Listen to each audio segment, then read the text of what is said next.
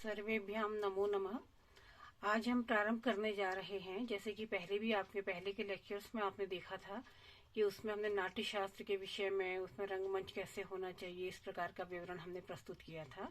तो अब ये जो श्लोक आपके आगे आ रहा है, इसमें नाट्य शास्त्र की जो बहुत ही विशाल विशेषताएं जो हैं उनको बताया जा रहा है।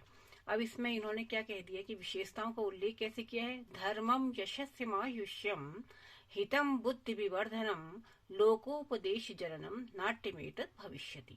धर्म्यम धर्म, यशस यश, आयुष्य आरोग्य, हित और बुद्धि का विवर्धनम अर्थात वर्धन करने वाला। इसके अतिरिक्त और क्या बता रहे हैं कि लोकोपदेश जननम, लोकोपदेश जननम अर्थात संसार के हितकारी, संसार के लिए हितकारी उपदेश देने वाला। नाट्यम, यह नाट्य एतद इस प्रकार से भविष्यति होगा। भविष्य में ये नाटक की क्या क्या विशेषताएं हैं उनको बता रहे हैं कि यह नाट्य शास्त्र जो है वह धर्म से युक्त होगा, यश देने वाला, आयु का संवर्धन करने वाला, हितकारी, बुद्धि का विकास करने वाला तथा संसार को उपदेश देने वाला होगा। ठीक है, तो इससे क्या समझे आप लोग कि नाट्य दर्शन से सामाजिकों के चित्त को विश्रांति मिलती है और यह इस आधार पर हम कह सकते हैं कि यह हितकारी भी है। और इसको देखने से क्या होता है, रंगमंच के में नाट्य इत्यादि का जब प्रसारण होता है, जब चलचित्र हम देखते हैं तो उसे देखने से शास्त्रों का ज्ञान प्राप्त होता है और ज्ञान प्राप्त होने के पश्चात क्या होता है, बुद्धि का विकास होता है और अपनी कला के चमत्कार से नाटककार सामाजिक को यह उपदेश सुंदर सा से दे देता है क्या कि रामादिवत प्रवृत्तितव्यम न रावणादिवत, अर्थात राम के समान आचरण करना चाहिए, रावण के समान नहीं। इसी को आगे बढ़ाते हुए कह रहे हैं न तज्ज्ञानम न तत्शिल्पम न सा विद्या न सा कला न सौ योगो न तत्कर्म नाट्यस्मिन् यन्य दृश्यते। कह रहे हैं, क्या कह रहे हैं कि तत् ज्ञानम, न नहीं तत् वह, ज्ञानम ज्ञान, न नहीं तत्व अर्थात वह, शिल्पम शिल्प, न सा विधा न वह विधा, और न सा कला और वह नहीं वह कला। कहाँ की किसके विषय में बता रहे हैं, तो नाटक की, नाट्य की महत्ता को श्रेष्ठतर सिद्ध करने के लिए कह रहे हैं कि वह जो नाट्य में न हो, मान नाट्य शास्त्र की विविधता का वर्णन यहाँ पर किया गया है कि जो नाट्य में न हो ऐसा न कोई ज्ञान है, न कोई शिल्प है, न कोई कला है और न कोई योग है और न ही कोई कर्म हो सकता है जिसमें यह नाट्य विद्या नहीं दिखाई देती हो।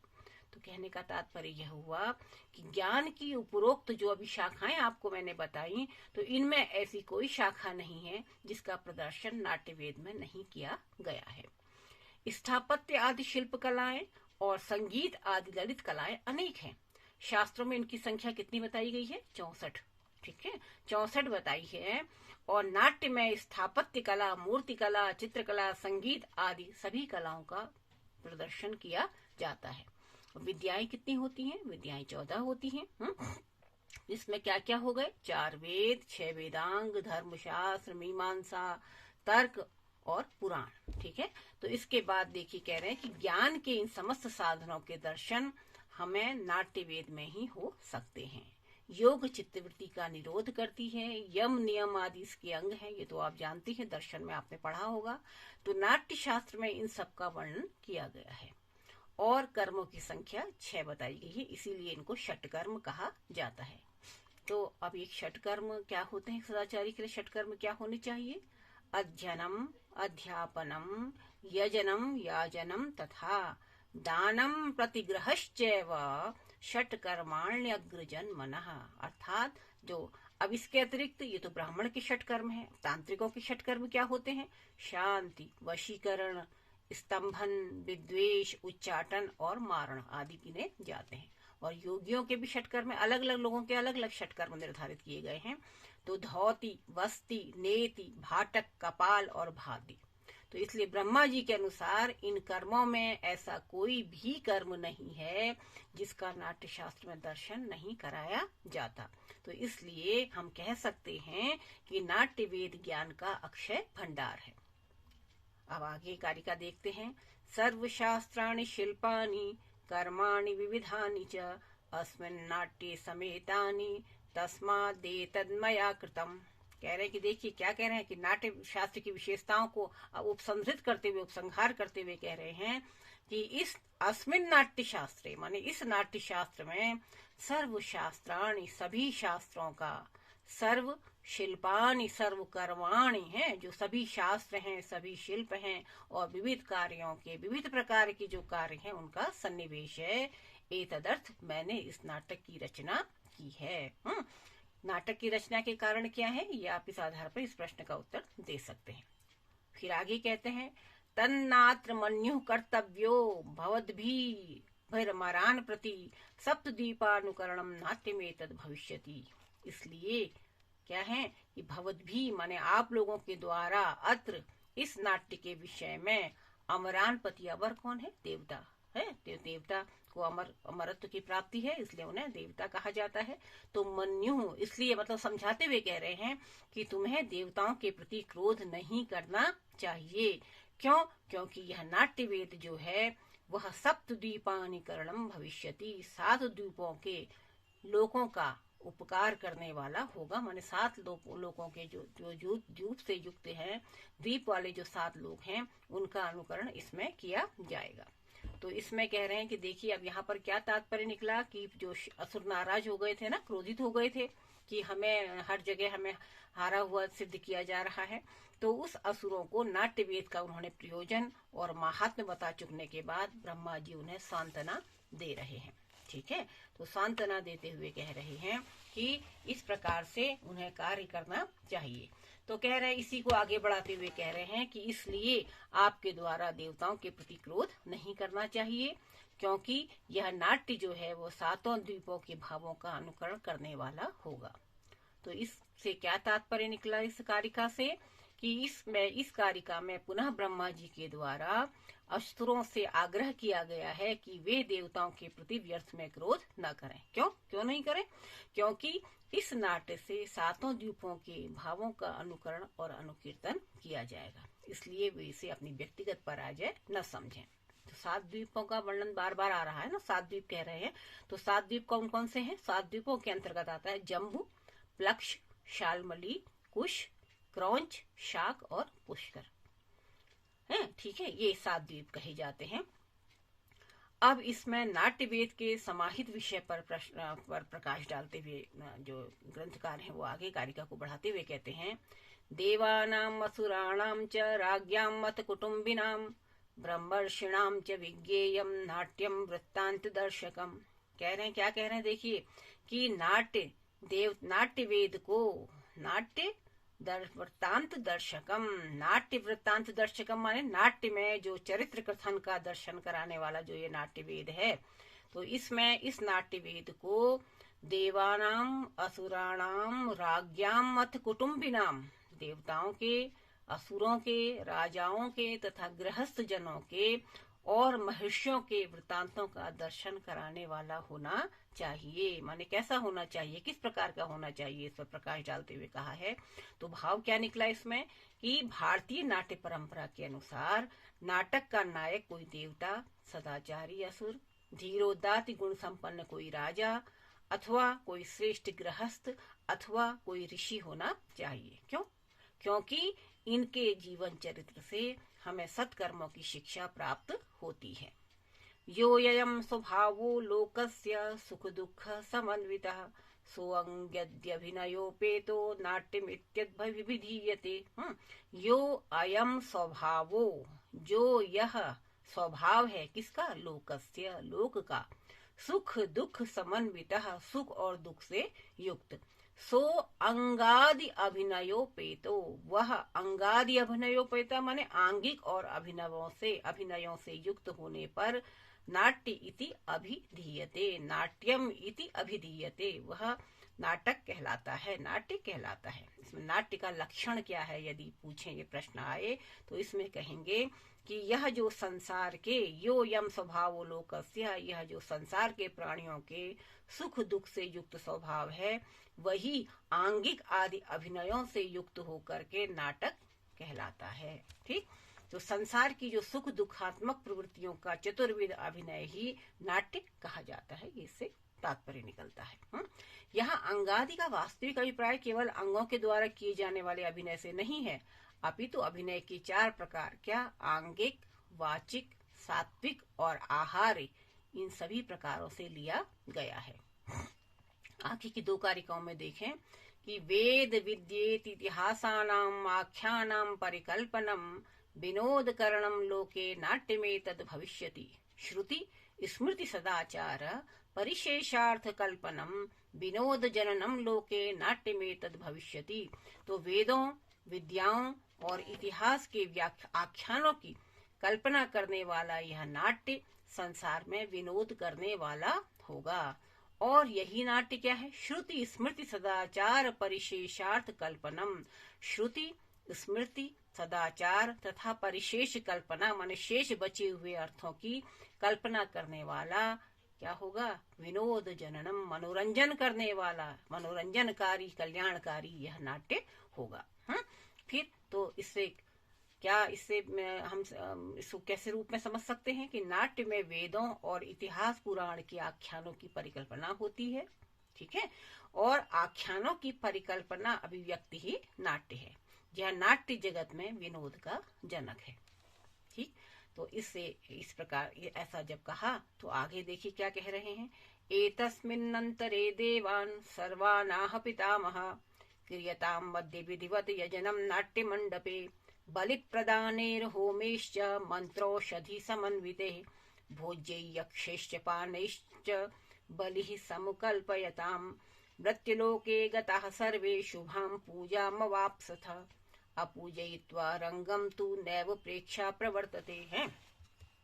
कहने की एतस्मिन अंतरे, इसके उपरांत क्या किया? ब्रह्मा जी ने सबसे कहा, सर्वान देवान आह पितामह, पितामह सर्वान देवान आह, पितामह सभी लोगों से बोले कि अद्य माने आज जो है वह क्या कर रहे हैं कि देवताओं से कहा कि आज आप लोग क्या करिए? नाट्य मंडप में विधिवत यज्ञ कीजिए, यजनम क्रियताम, विधिवत यज्ञ आपको करना चाहिए।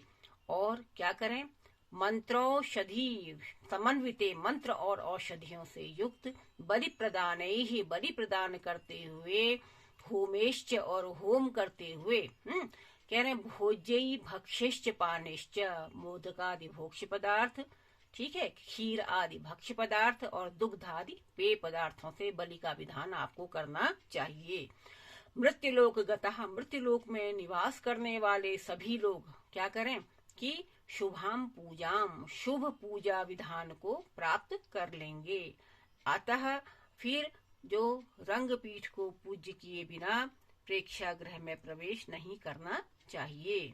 तो प्रेक्षागृह में प्रवेश तब तक नहीं करना चाहिए जब तक कि क्या हो जाए? रंगपीठ की पूजा न हो जाए। अब देखिए इसमें मैंने आपसे कहा कि भोज्यई भक्षेश्च पानेश्च कहा है ना, तो इसमें भोज्य का अर्थ खाने के वे पदार्थ हैं, जैसे मोदक इत्यादि भोज्य में आ गए। भक्ष्य का अर्थ कोमल पदार्थ जैसे खीर, पायस इत्यादि। और पेय पदार्थ दुग्ध है, दाक्षारस है इत्यादि पेय पदार्थों के अंतर्गत आते हैं। अब ये रंगपीठ की पूजा करनी चाहिए, ये क्यों कहा? अब इसको आगे बताते हुए, इसके कहने का कारण क्या था, इसको आगे बताते हुए कह रहे हैं, अपूजयित्वा रंगम तु यह प्रक्षाम कल्पयिष्यति निष्फलम तस्य तज्ज्ञानम तिर्यग योनिम च यास्यति। देखिए कितना बढ़िया वर्णन है कि अपूजयित्वा रंगम तु यह है, अपूजयित्वा कि रंगम अपूजयित्वा यह, जो रंग देव की पूजा किए बिना प्रेक्षाम कल्पयिष्यति, प्रेक्षागृह में की कल्पना करेगा, माने नाटक का मंचन कर देना चाहिए। है कि जो बिना रंग की पूजा किए, जो बिना रंगमंच की पूजा किए प्रेक्षा का प्रारंभ करेगा, उसका क्या हो जाएगा? निष्फलम तस्य तज ज्ञानम, उसका वह ज्ञान निष्फल हो जाएगा और वह तिर्यग योनिम च यास्यति, तिर्यग योनि अर्थात पशु पक्षी कीट पतंगादि की योनि को प्राप्त होगा। तो इसलिए यज्ञेन संवितम हेतद रंग देवत पूजनम तस्माद सर्व प्रयत्नेन कर्तव्यम नाट्योक्त भी। नृतको अर्थ पतिर्वापि यह पूजा न करिष्यति न कारयिष्यति अन्येर्वा प्राप्त्योन्य पचयम तु यह सह यथा विधि यथा दृष्टम यस्तु पूजा करिष्यति सलप्स्यते शुभान अर्थान स्वर्गम लोकम च यास्यति। अब इसकी और जो इसमें इन्होंने जो 3 कारिकाएं हमने दी हैं अभी, तो इसमें इस 3 कारिकाओं में, त्रय कारिकाओं में, कारिका त्रय में ब्रह्मा जी ने रंग पूजन का जो महात्म्य है उसका वर्णन किया है।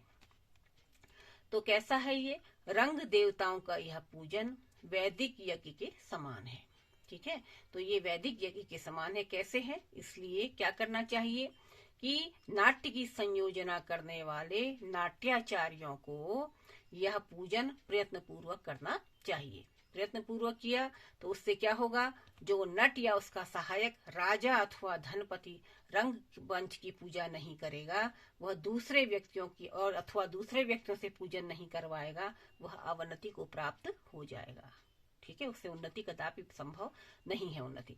और जो व्यक्ति विधि विधान तथा शास्त्र के अनुसार इसके विपरीत कह रहे हैं कि यथा विधि यथा दृष्टम यस्तु पूजाम करिष्यति, जो यथा विधि है, जो यथा विधि माने विधि विधान के साथ शास्त्रों के अनुसार रंग देवता की पूजा करेगा, अर्चना करेगा, फिर स लप्स्यते शुभान अर्थान स्वर्ग लोकम च यास्यति, वह शुभ अर्थों को प्राप्त करेगा और स्वर्ग की प्राप्ति भी उसको होगी, उसको शीघ्र ही स्वर्ग की प्राप्ति भी होगी। तो ये करने से क्या होगा और न करने से क्या हानि होगी यह भी बताया है, और करने से क्या लाभ होगा इसको भी यहाँ पर बताया है। क्योंकि नाट्य वेद को क्या पंचम वेद कहा जाता है, अतः नाट्य ग्रह का पूजन यज्ञ के समान ही करना चाहिए। ठीक है, यज्ञ के समान ही हमें ये मानना चाहिए कि यदि यह नाट्य वेद है तो इसका पूजन भी वेद के अनुसार ही होना चाहिए।